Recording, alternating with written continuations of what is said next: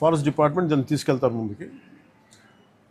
కానీ red Sanders ఇది వెంకటేశ్వర స్వామి గాయం నుంచి పుట్టిన చెట్టు. ఇది సెంటిమెంటల్గా దయచేసి దీన్ని శేషాచలం అడుగుల్లోని ఎర్రచందనాన్ని దయచేసి ఎవరు కొనగండి. That's my first appeal.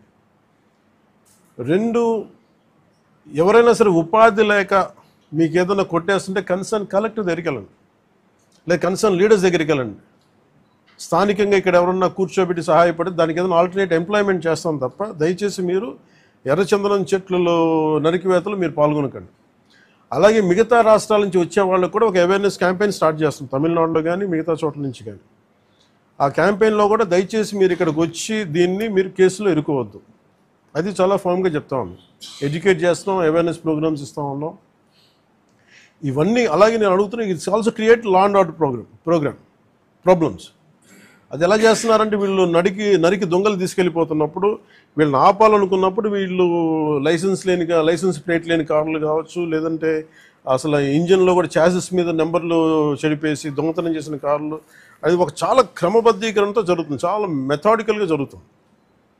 So వీళ్ళకి మేమేం చేసుకున్నామంటే వన్ సింపుల్ వార్నింగ్ అందరికీ ఇస్తుంది, ముఖ్యంగా రెడ్ శాండర్స్ అందరికీ కూడా.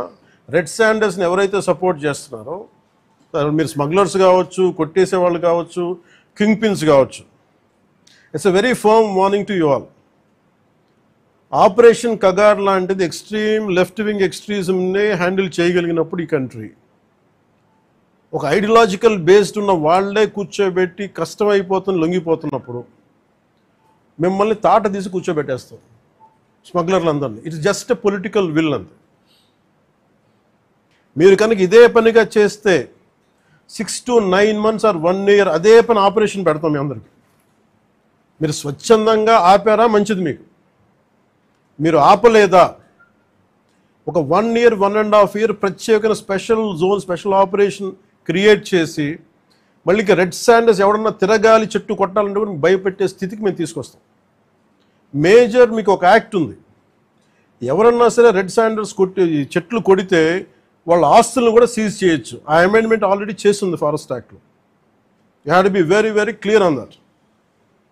సో ప్రభుత్వం ఇంకా ఆలోచిస్తూ ఉంది తటపాయిస్తుంది, ఇంకా ఆ తటపాయింపులు లేవు.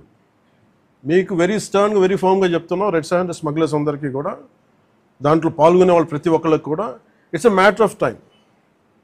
సో మీ అందరూ కూడా మర్యాదగా మీరు వెనక్కి వెళ్ళిపోయి వేరే పనులు చూసుకుంటారా లేదా ఇవే చేస్తారనేది choice is yours.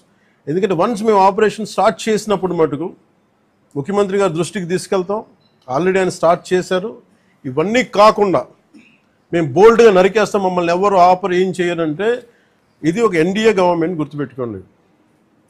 It's a tough government. ప్రజల వెల్ఫేర్ ఎంత కోరుకుంటుందో